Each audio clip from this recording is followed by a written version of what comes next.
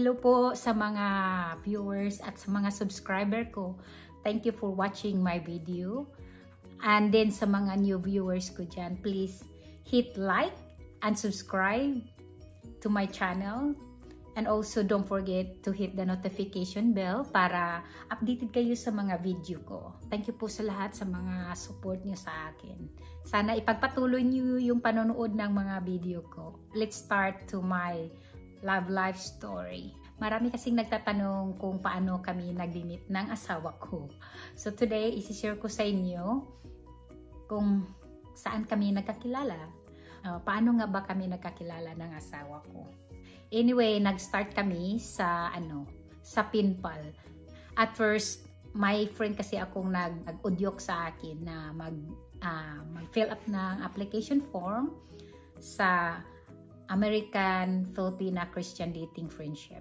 Before talaga, wala talaga akong interest na mag-asawa ng Amerikano. So kaya wala akong interest na mag-fill up ng form. Kaya lang yung kaibigan ko, kina-convince niya talaga ako na mag-fill up lang daw.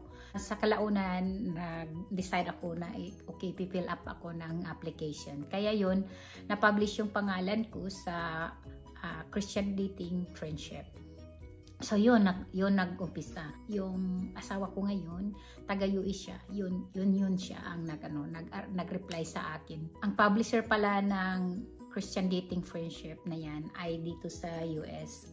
If I'm not mistaken, I think sa California yata yung nila, yung place nila.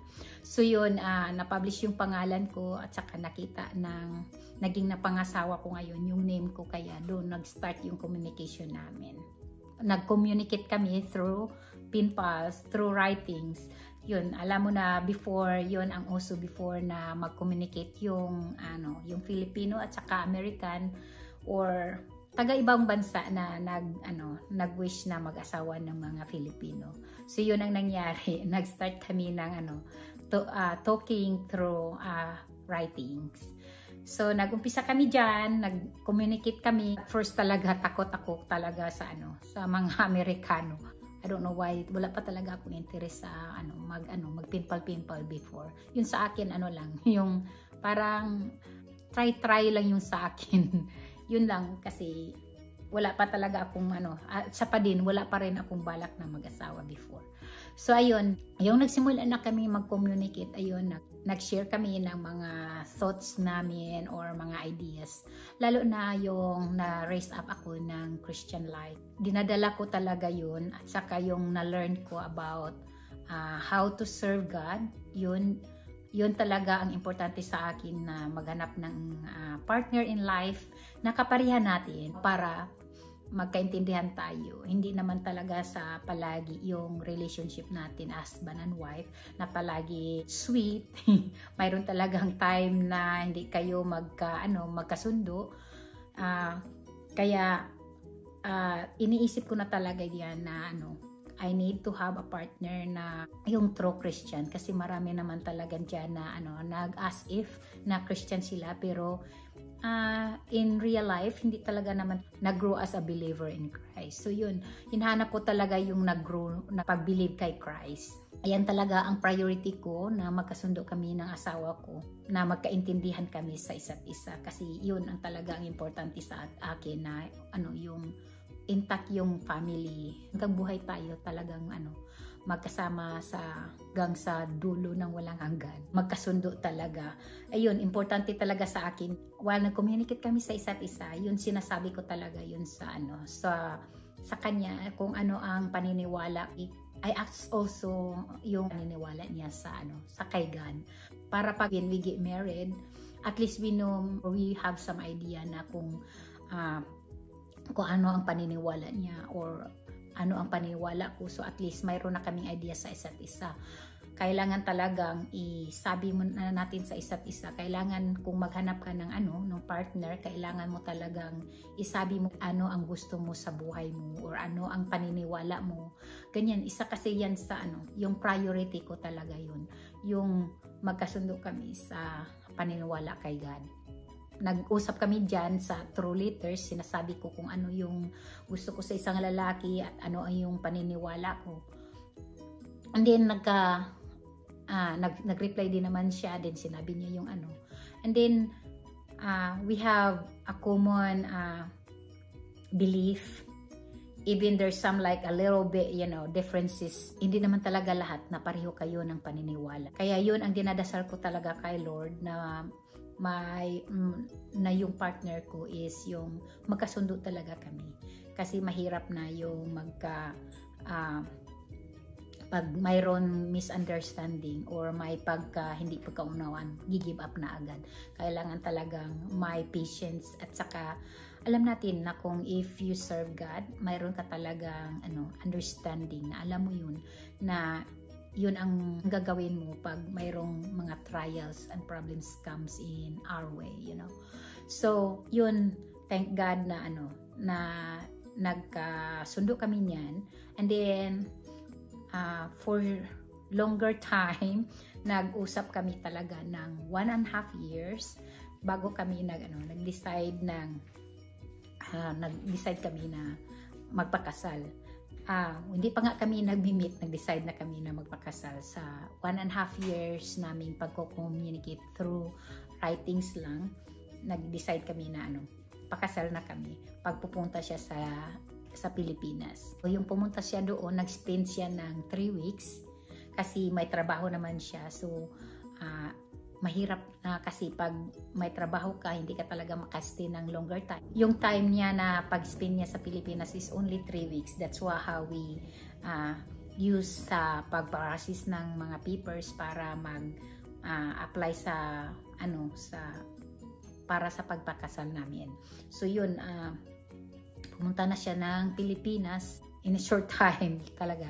Short time for 3 weeks. Nagde-decide na siya ng punta doon. But before that, marami pa kaming marami kaming pinag-usapan diyan. Before that one, by the way, yung qualification ko talaga before yung maghanap ng asawa is yung Christian talaga na rooted and grounded na talaga siya kay God, na naniniwala talaga siya, and he read the Bible and he understand the Bible, and most of all na magkasundo talaga kami. Yan talaga importante sa akin, na magkasundo kami ng paniniwala. So kahit sa umpisa hindi kami pareho ng paniniwala lahat, all I have to do is pray kay God na magkasundo kami one day, na magkasama kami talaga palagi sa mga paniniwala namin. God is good talaga as long na mayroon ka talagang strong belief at saka panininigan mo yung paniniwala mo kay God. I know He will provide it for you, the right person.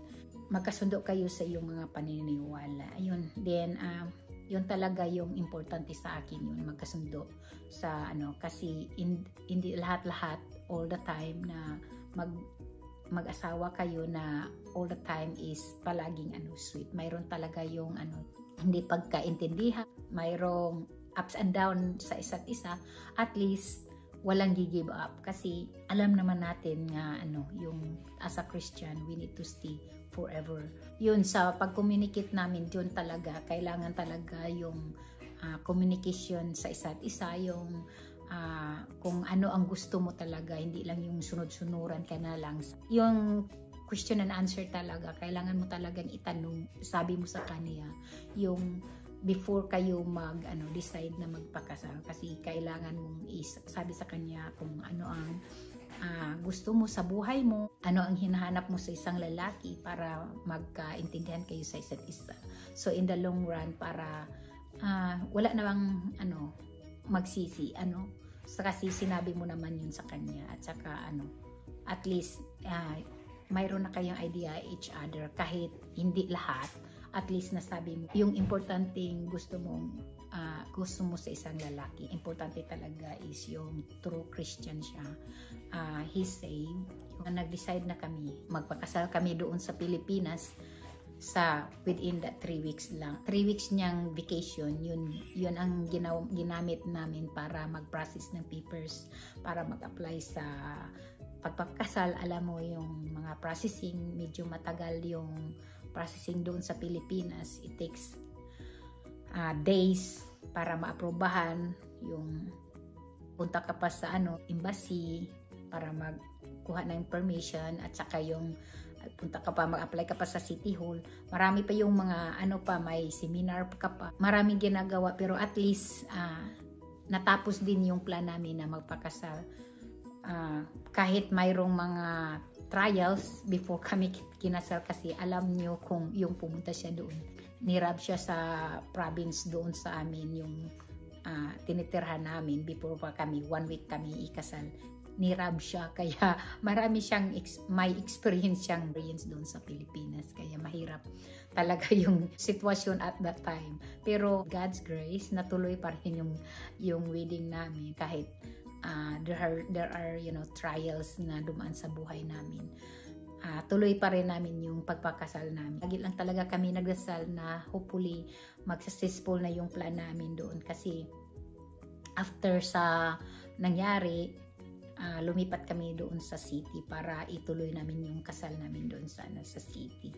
Kaya sa mga single ladies dyan, naghintay sa God's will nyo or partner nyo in life, hintay lang kayo kasi one day i-provide yan ni God. Kasi gaya sa akin, hindi ko yun pinangarap, hindi ko yan pinangarap talaga.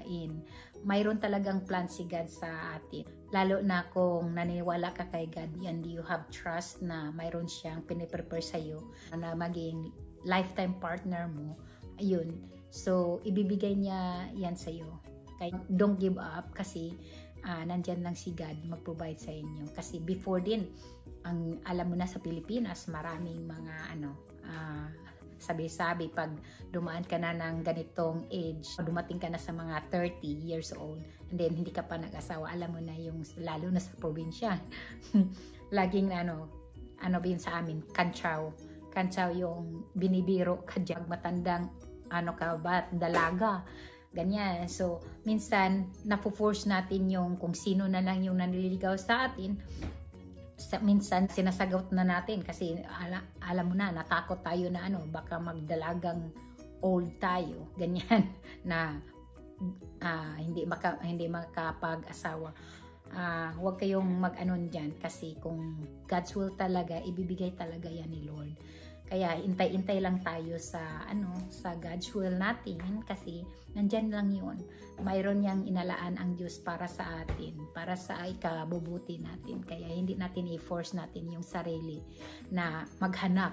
Kasi kung tayo ang maghanap, minsan hindi makahanap tayo ng hindi maganda para sa atin. Kaya maghintay tayo na ibigay yan ni Lord. I'm sure na mayroon siyang plans para sa atin. Mayroon siyang plan para sa buhay mo. Kagaya sa akin, hindi ko siya pinaplan talaga na makapunta ako dito. Hindi naman marangya yung pamumuhay ko dito. At least, nakahanap ako ng partner na pero in God's grace, survive pa rin. Pag matyaga ka lang dito, marami ditong mga trabaho. Kaya lang, need to work.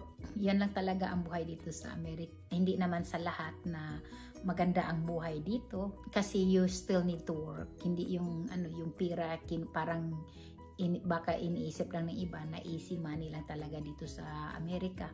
Hindi po, mahirap po talaga ang buhay dito. Kasi you need to work every day kasi yung standard ng pamumuhay nila dito iba talaga sa Pilipinas, guys. So yun ang yung story life ko. Sa awa ng Diyos, naging 23 years na kami magkasama na asawa ko. So I'm always praying na God will always also protect us all the time. And then He will protect our marriage. And then God will always be there for us always. At saka binayaan niya kami ng isang anak na lalaki. I'm so blessed also on that one kasi sa tagal naming pagsasama, akala namin hindi na kami magkaanak, but God is good talaga. Yun ang story ng love life ko, kung paano kami nagkakilala ng asawa ko. So yan, true pinpal. So sa ngayon, mas easy na sa inyo guys kung yung mga new generation na ngayon, easy na talaga sa kanila yung mag-communicate sa mga partner nila. And then, Hindi kagaya before. Tatagal ng 1 buwan o 2 buwan before kami magka-communicate sa isa't isa. Kasi yun, matagal ang letters or sometimes 3 weeks. Mag-exchange ng letters, 3 weeks. So 3 weeks sa akin, then baliktad sa kanya, 3 weeks din. So it takes time talaga before. So yung pen pal, marami talagang makarelate niyan kasi alam ko marami ding nasa abroad na nakapag-asawa na ng mga iba-ibang taga-ibang bansa. Nagpinpal din yun sila kagaya ko. So, pinpal, proud. Yeah, naging proud ako sa generation ko na through pinpal na nakahanap ako ng partner ko in life, and always praying also na sana forever God will always be there for us as a husband and wife and a family. So, thank you po sa mga nanonood. So hindi pa nag-subscribe sa channel ko, please like and subscribe to my channel, at huwag kalimutan i-hit yung notification bell para updated po kayo sa mga vlog ko. Salamat po. See you sa next video ko. Sana panoorin yung mga video ko at supportahan nyo yung mga vlog ko. And see you next time. God bless us. At saka guys, kung mayroon kayong gustong i-vlog, i-comment nyo lang below para gawan ko siya ng video na gusto nyo malaman. Next time baka gagawa ako ng video kung ano ang mga experience ko dito sa US. So, see you next time. Bye!